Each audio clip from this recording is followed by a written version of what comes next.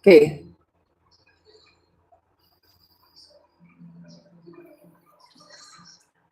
Ang galit ng Diyos. Pagka po lumilindol, pag may earthquake, it is a sign ng galit ng Diyos. Kung saan nandun yung earthquake, nandun ang galit ng Diyos. God's wrath is in that place pagka mayroong po lindol. Basahin natin sa Job. Na siyang naglilipat ng mga bundok at hindi nila nalalaman pagka nililiglig niya sa kanyang pagkagalit. Na siyang umuuga ng lupa sa kanyang kinaroroonan at ang mga haligi nito ay nagyayanig. Ang mga haligi ng lupa nayayanig pag nagagalit ang Diyos. Kaya po pag lumilindol, it's a manifestation of God's wrath. That is against the unrighteousness of men, sabi sa Biblia. Pagka po lumilindol, pag may earthquake, it is a sign na nagagalitan.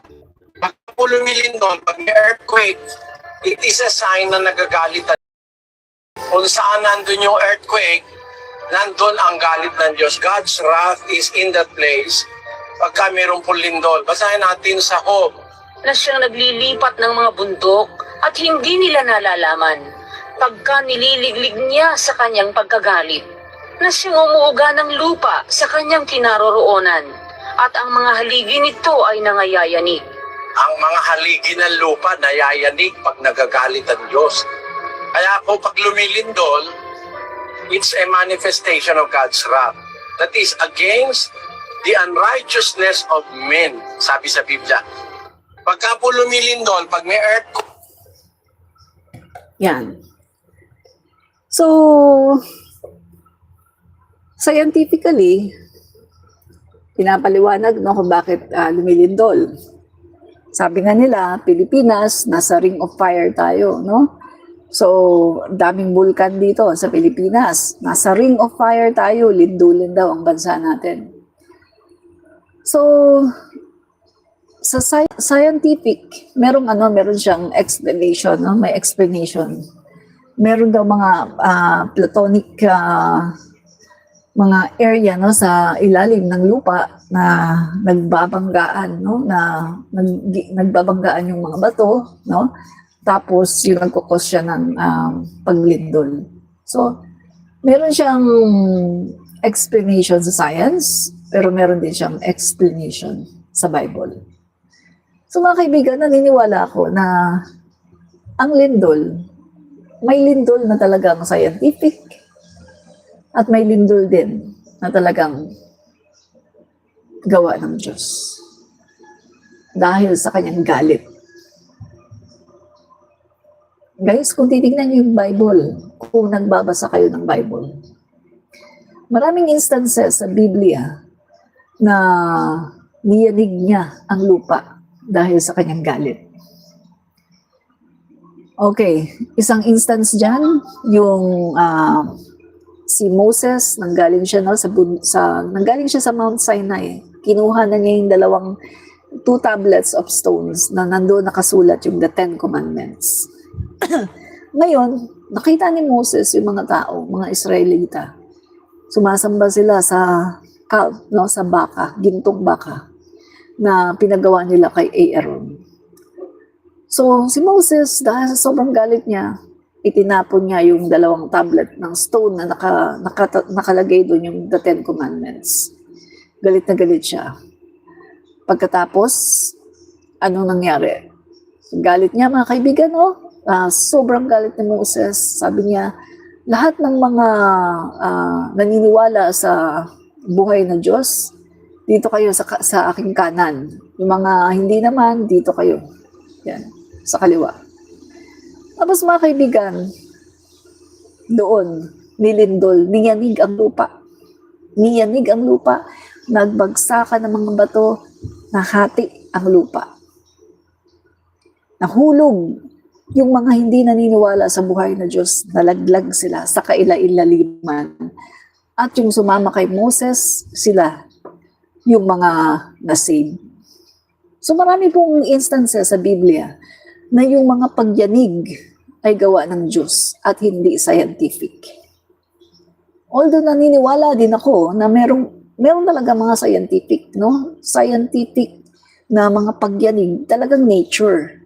Pero meron ding mga pagyanig na talagang ginawa ng Diyos. Dahil sa kanyang galit, kino-call out niya itong lugar na to.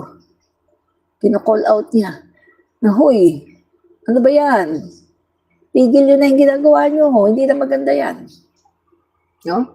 So yan po mga kaibigan. Kaya hindi po natin pwedeng sabihin na, ay ikaw bugok ka kasi talaga namang lilindol naman talaga ang Pilipinas dahil nasa ring of fire tayo. Marami tayong bulkan dito dahil ganyan-ganyan, nasa fault line tayo.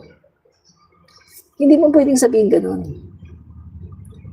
Dahil kahit totoo na nasa fault line tayo, maraming mga dito, no? Dahil nasa ring of fire nga tayo, kahit totoo yan, scientifically, pero meron ding explanation ng Biblia.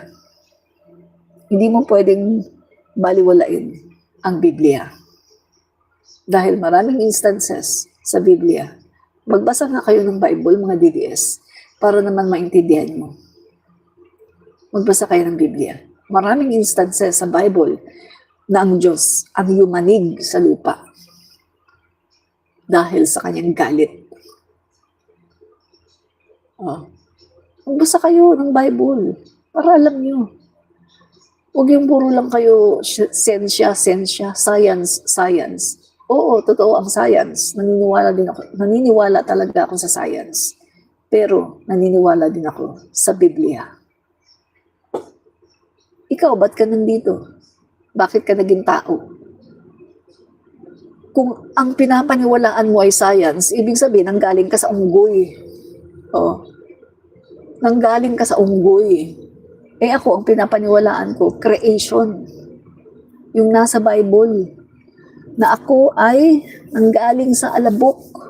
Hinulma. Si Adan. Si Adan ay hinulma. Gumawa ng tao ang Diyos. Hinulma niya si Adan. Gamit ang alabok. Ang lupa. Pagkatapos, pinatulog niya. Kasi nung nagawa na niya lahat, no, sa creation, nagawa na niya lahat.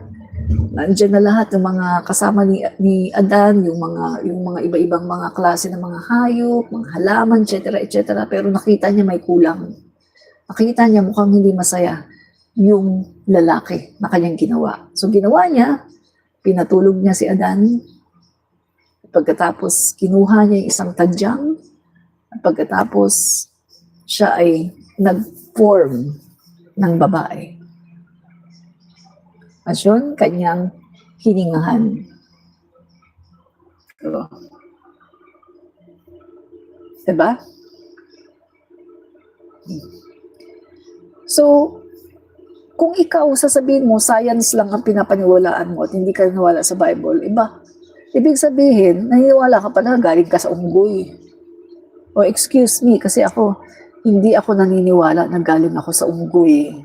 Dahil mas naniniwala ako na ginawa ako ng Diyos according to His likeness. Diba? Baka kayo, mga DDS, gawa kayo sa unggoy. Kasi hindi kayo naniniwala sa Diyos. Science lang ang pinapaniwalaan nyo. Pero ako, naniniwala ako sa Diyos. Creation ang pinapaniwalaan ko. Creation. Ginawa ng Diyos ang langit at ang lupa. Diba? At noong 7 araw, siya ay nagpahinga.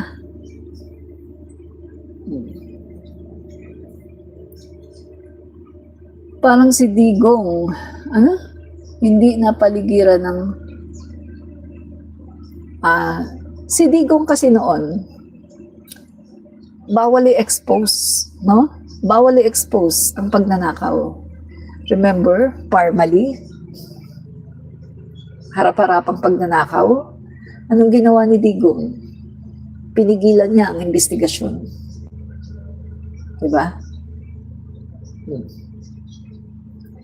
Flood control project sa mga ghosts. Anong sabi ni Digong? Marami yan. Mga ghost flood control projects, sasabihin completed Pero wala naman pala. Binubulsa lang ang pera. Sabi ni Digong, kung napanood mo yung video, sinabi ni Digong yan. Anong sinabi ni Digong? Hindi daw niya kaya na isolve ang korupsyon sa Pilipinas kahit bigyan daw siya ng 20 years. Kaya sabi ni Digong, maghanap kayo ng Marcos. Sandali ipalabas ko sa inyo. Wait, Para makita nyo, ha? Sumuko si Digong, hindi daw niya kaya na labanan ang korupsyon. So sinabi niya, maghanap kayo ng Marcos. So hindi niya kaya hindi niya kayang labanan. So pinaghahanap na tayo ng Marcos. Ang kaso, nung nakakita tayo ng Marcos, hinalal natin, pinapabagsak naman niya. Kasi masyado siyang ano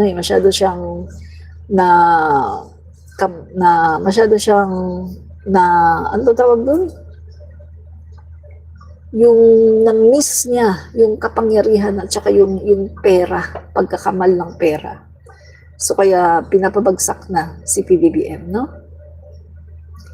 Yeah, napin ko para makita nyo. Okay, hanapin natin. So, sinukuan ni Digong ang Pilipinas. Ito. Ito guys.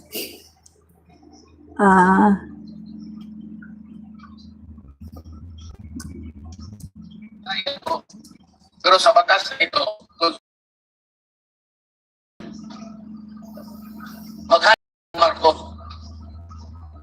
But someday, somehow, somewhere, that fellow will be elected in the generations to come. So, anong sabi niya? Hindi daw niya kaya, no? Kahit bigyan daw siya ng 20 years, hindi daw niya kaya na labanan ang korupsyon. Ulitin natin. So, maghanap daw ng Marcos. Dito sa Pilipinas, gano'n, hindi ko talaga mahabol. Kaya ko, pero sa batas na ito, Constitution, even if you give me 20 years, I cannot do it. Maghanap ulit kayo ng Marcos. Or someday, somehow, somewhere, that fellow will be elected in the generations to come. So, hindi niya kaya daw na labanan ang korupsyon. No? Isa pa. wala siyang solusyon. Hindi niya kaya. Basta hindi niya kaya. Inamin niya na inutil siya. China is claiming it. Ito. Ang DPWH, ang pinaka-racket dyan is yung Ghost Project. Ang DPWH, ang pinaka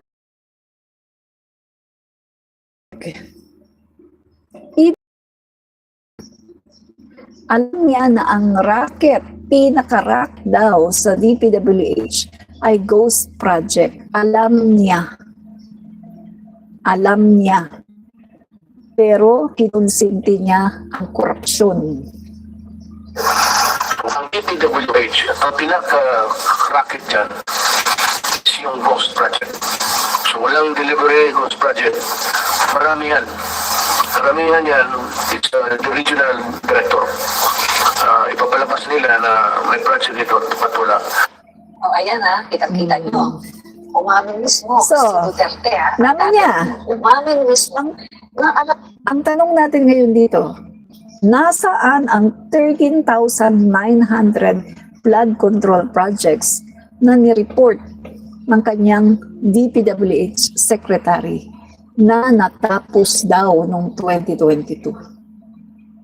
Kung inaamin niya na ang DPWH, ang racket dyan ay flood control, mga ghost projects, sasabihin meron, yung pala wala. Alam ni Duterte, inaamin niya na alam niya na maraming ghost projects. So paano na itong 13,900 na flood control projects na nireport ng kanyang secretary? Isa ba yan sa mga ghost projects?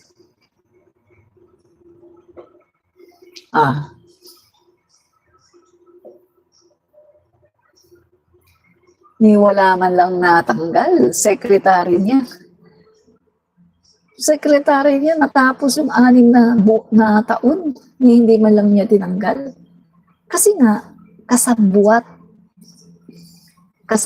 si Duterte. Kaya nung panahon ni Duterte, walang alingas-ngas na may mga nagnanakaw. Wala kang marinig na may alingas-ngas na ay may pagnanakaw sa DPWH. Wala kang maririnig kasi nga ayaw niyang ilabas ang katotohanan. Tinago niya. Hindi niya nilalabas. Itinago niya ang pagnanakaw. Kaya nga, ang nangyari, lumala ng lumala. Tingnan mo yung mga Diskaya. Anong ginawa sa mga Diskaya? Inispoiled. Kinasuhan sila, di ba, ni Lumagi ng BIR. Kasi since 2017 hanggang 2021, hindi sila nagbabayad ng taxes. Nakita na hindi sila nagbabayad ng taxes, pati yung 9 luxury cars na binili nila, wala rin taxes. Nakita, 2017 to 2021, libre sila sa taxes sa panahon ni Duterte, hindi sila siningil. Kita mo yan? So, nangyari ngayon, kinasuhan sila ng BIR. Ganyan sila ganyan sila spoiled sa panahon ni Duterte. Inispoiled sila ni Duterte. Paboritong kontraktor ni Duterte. Kaya kung sasabihin yung, ay bakit sa panahon ni Duterte wala namang hindi naman siya napaligiran ng magnanakaw, wala namang alingas-ngas. Oo, kasi tahimik. Kasi nga, pati si Duterte, kasabwat. Pati si Duterte, nagnanakaw. Ibig sabihin, kasama siya sa sindikato ng pagnanakaw. O hindi ba, inamin nga niya Marami din ako nanakaw. Naubos na nga lang. Hindi ako naniniwala na naubos ang ninakaw niya. Diba? Ang linaw guys, ang linaw ng sinasabi niya Ang DPWH, ang racket dyan, ghost projects. Malinaw. Marami yan. Ulitin ko ha. Ang DPWH, ang pinaka-racket dyan is yung ghost project. So, walang delivery ghost project. Marami yan. Karamihan yan, it's the original director. Ipapalabas nila na may project dito. Wala. Ayan ha, kita-kita nyo.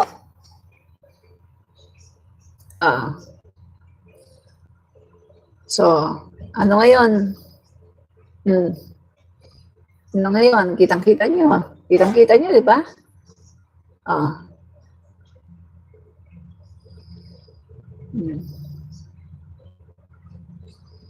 Kita nyo ngayon, alam ni Duterte, ang DPWH, ang racket dyan, sabi niya ang racket dyan, those projects, marami yan. Pinapalabas nila na may project, yun pala, wala. Alam na alam ni Duterte.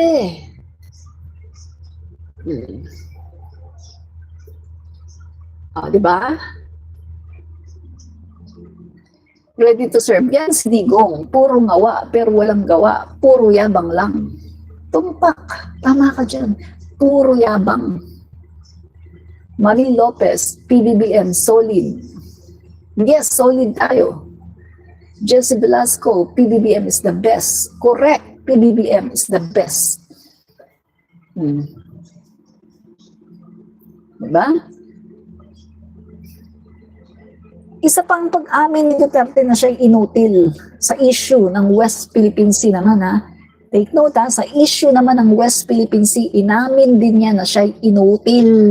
Inutil. China is claiming it. We are claiming it. China has the arms. We do not have it. So, it's simple. They are in possession of the property. They are in possession. So what can we do? Maybe some other president can, but I cannot. Inutil ako. So what can I do? Maybe some other president can, but I cannot. Diyan, sabihin ko sa inyo. Ulitin natin. Understand? They are in possession of the property. They are in possession. So what can we do? Maybe some other president can, but I cannot. Inutil ako dyan, sabihin ko sa inyo. I'm willing to admit. Inutil ako dyan. Sabihin ko sa inyo. Grabe, no? Presidente ng Pilipinas, umamin, inutil siya pagdating sa China. Ganon siya, guys. Ganon siya kaduwag pagdating sa China. Pagdating sa ibang bansa, sa ibang lahi. Pero sa kapwa niya Pilipino, tapang-tapangan, tsugihin lahat. Tsugihin yan. Bigyan ang baril para palabasin man laban. Tsugihin, 30,000. Tapang-tapangan. Pagkapwa Pilipino, ang tapang. Tsugihin. Pag China, inutil ako dyan. Amin ko, inutil ako. My God, mabuti na lang. At ang Pangulo natin ngayon, hindi inutil. Mabuti na lang, ang Pangulo natin ngayon, matapang. Tunay na Pilipino. Iba talaga kapag ang Pangulo ay tunay na Pilipino. Kasi matapang na tao. Hindi tumatakbo. Di ba? Yan ang tunay na Pilipino. PBBM, the best. Duterte, inutil.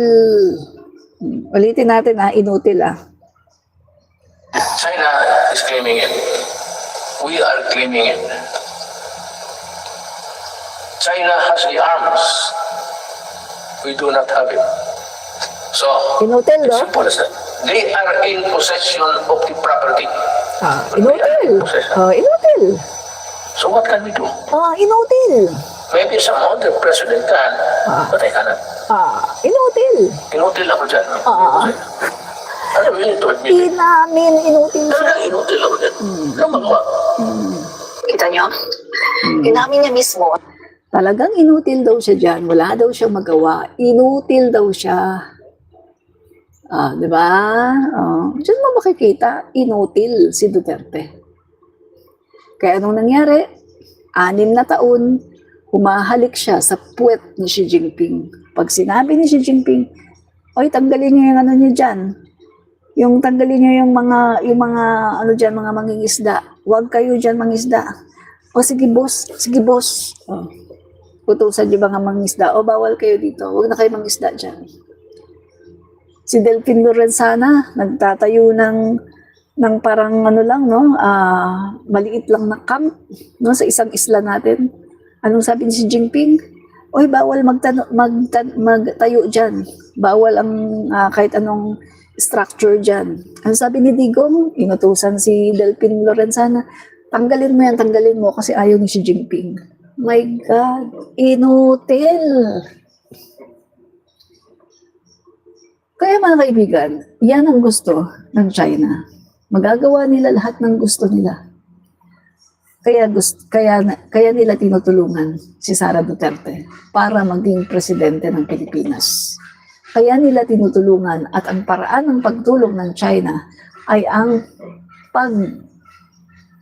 pagbibigay ng pera sa mga DDS, ng mga influencer na pinapapunta nila pabalik-balik ng China para mag-seminar. At pagdating dito, maninira na sa gobyerno. At isa pang tulong ng China, yung kanilang troll farms, direkta from China, troll farm nila ginagamit para siraan ang Pangulo at si PBBM at yung patungkol sa issue ng West Philippine Sea. Yan po. Yan ang ginagawa ng China. Gusto nila si Sara iupo dahil si Sara ay kanilang Manchurian candidate. Hawak nila sa leeg at kaya nila, no? Utos-utusan. Pag sinabi nila, oy, amin to, o sige. Sa susunod, oy, yung Pilipinas, amin tong Binondo, China ito. O sige, gawin na natin tong province of China, buong Pilipinas. Remember in the time of Duterte? Naalala niyo ba mga kaibigan sa panahon ni Duterte? Yung mga tarpaulin sa EDSA, may mga tarpaulin na nagkalat, nakalagay, welcome to the Philippines, province of China. Naalala niyo yun? Mga tarpaulin na nakalagay mga kaibigan no, sa mga pangunahing kalsada natin. Welcome to the Philippines, province of China. Yun mga kaibigan. Kaya nga anong ginawa ni Duterte, pinapasok ang Pogo, ginawang legal. Take note ha, ang China, totally ban ang Pogo kasi alam nila na ang Pogo ay nagdadala ng kriminalidad. Alam nila yan. Alam ng China kaya ayaw nila ng Pogo. Anong ginawa ni Duterte? Pinapasok ang Pogo, ginawang legal. At hindi dinaan sa Kongreso Talagang diktador talaga si Duterte. Hindi niya dinaan sa Kongreso. Siya lang ang nagproklama. Gumawa siya ng kanyang sariling memorandum, sariling kautusan na ang Pogo ay gagawing legal. Tingnan mo yan. At siya din mga kaibigan sa panahon din niya, ang mga Chinese from mainland China, walang Filipino blood, sila ay nagkakaroon na ng birth certificate, Philippine passport, mga dokumento na para lang sa mga Pilipino. At sa panahon din ng Duterte, tinulungan niya si Alice Goo para maging mayor. Nagkaroon tayo ng mayor na Chinese, Alice Goo, because of Duterte. Tingnan mo yung mga kalokohan na ginawa ni Duterte. Tapos saan ka nakakita? Presidente ng Pilipinas, economic advisor, Chinese, Michael Yang. Bawal yun sa Constitution. Pero walang nagawa ang mga Pilipino. Walang magawa ang mga Pilipino kasi diktador si Duterte. Hindi ka pwedeng maggaganon. Tingnan niyo, sa panahon ni Duterte, may nakakapag-rally ba na malalaking rally? Wala. Walang nakakapag-rally na mga malakihang rally dahil ayaw ni Duterte. Pero ngayon, sa panahon ni PBBM, o kahit sino pwedeng mag-rally, ang laki ng mga rally. Kasi si PBBM ay naniniwala sa demokrasya.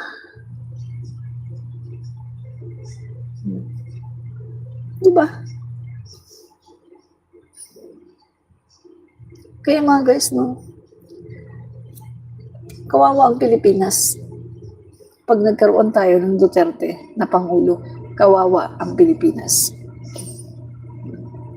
Gising na talaga ang taong bayan. Kung dati nabubudol tayo ni Duterte, pero ngayon di na. Gising na ang taong bayan. Nakita mo nga kapag nanawagan sila ng people power, wala silang people. Gising na ang mamamayang Pilipino. Gising na tayo sa pagkakabudol. Wala na guys. Hindi na makakapagbudol ang mga Duterte. Alam mo sino na lang ang nabubudol ng mga Duterte? Mga DDS. Yun na lang, mga DDS na lang.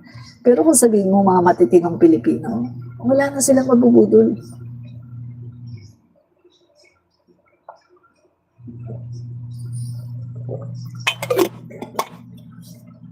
Wala nang mabubudol guys, ang mga Duterte.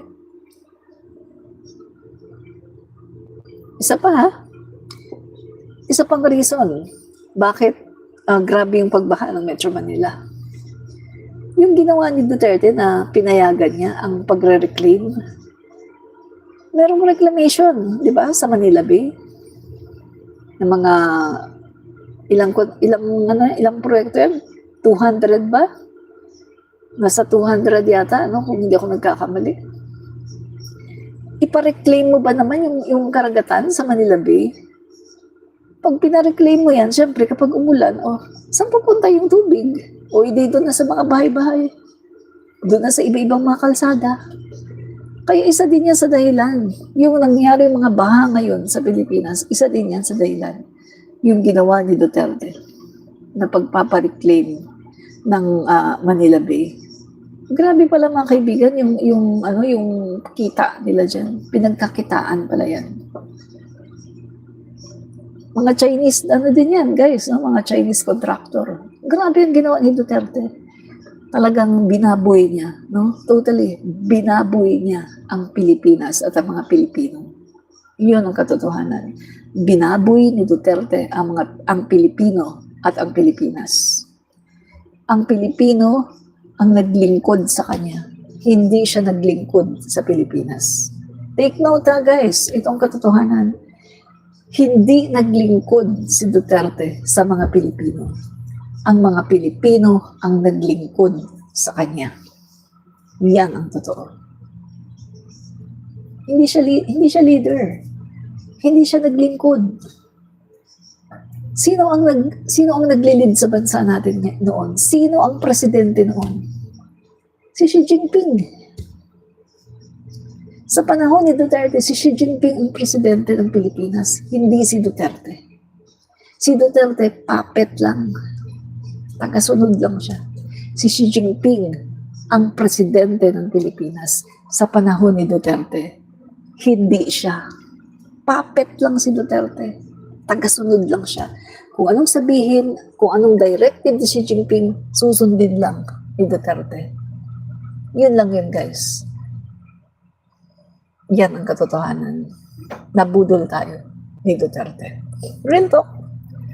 Guys, maraming salamat mga PBBM supporters, Marcos loyalists. Salamat po mga kakamping, dilawan, at salamat na rin sa mga bugok na mga DDS, no? Salamat po lahat, no?